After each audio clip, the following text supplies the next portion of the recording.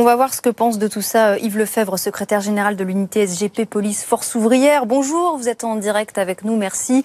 Vous avez été auditionné hier devant la commission du Sénat. Vous avez indiqué qu'au sein du groupe de sécurité de la police de la République, le GSPR, donc, il y avait un groupe de personnel hors police et hors gendarmerie qui étaient donc des civils, des privés. Est-ce que vous pouvez nous en dire un peu plus à ce sujet ? Entendons-nous bien, devant la commission sénatoriale, j'ai employé bien évidemment le conditionnel, parce qu'on est assujetti je dirais, aux conclusions des remontées d'informations qui sont celles de mes délégués de terrain.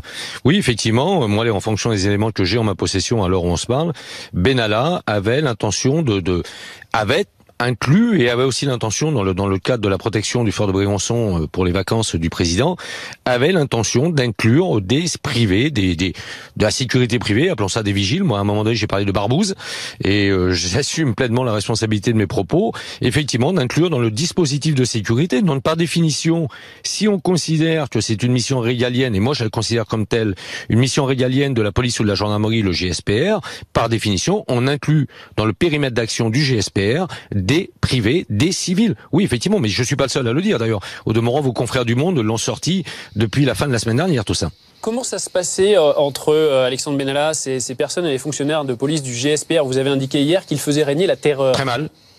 Très mal. Oui, bien sûr, très mal, très mal. La preuve en a été faite, et je crois que le général Lisuré vient de le dire il y a quelques instants lors de son audition parlementaire.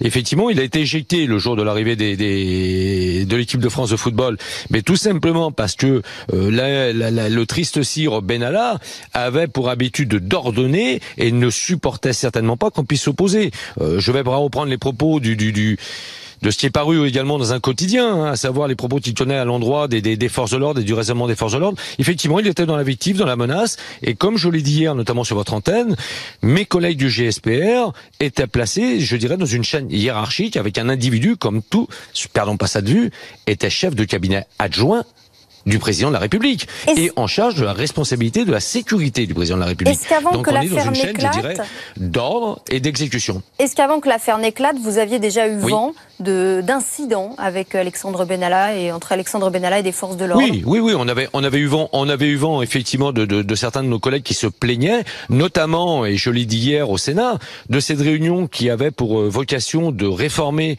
la protection du fort de Brégançon, réunion à laquelle l'unité GDP Police n'a pas été, je dirais, légitimement pour une question de représentativité, sans doute au moment précis, associée, où au moins une organisation syndicale a été associée et a légitimement et courageusement rejeté la volonté de Benalla, c'est-à-dire de vraiment tout réformer pour mettre un peu plus de privé à la place des flics.